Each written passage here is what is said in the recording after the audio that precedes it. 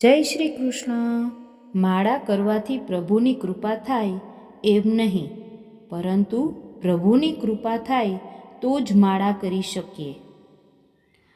ઘણીવાર આપણને એવું અભિમાન આવી જાય છે કે હું ભક્તિ કરું છું, પણ વાસ્તવમાં તો ભક્તિ કરવાનું મન થવું એ જ એમની સૌથી મોટી કૃપા છે।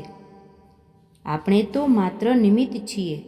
જ્યારે પ્રભુ આપણી આંગળી પકડે ત્યારે જ આપણે માળાના મણકા ફેરવી શકીએ છીએ। હજારો લોકો દુનિયાની ભીડમાં ખોવાયેલા છે, પણ જો આપણને 2 મિનિટ સ્થિર બેસીને એનું નામ લેવાનું મન થાય તો સમજવું કે આ પ્રભુએ આપણને મોકલેલું નિમંત્રણ છે।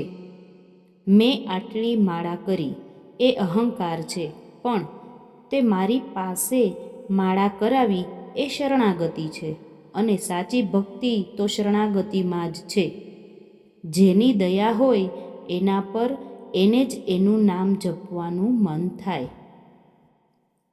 જેમ સૂરજ ઉગે ત્યારે જ આપણે એને જોઈ શકીએ છીએ, એમ એની કૃપાનો સૂર્ય આપણા જીવનમાં ઉગે ત્યારે જ આપણા મુખ પર એનું નામ આવે છે।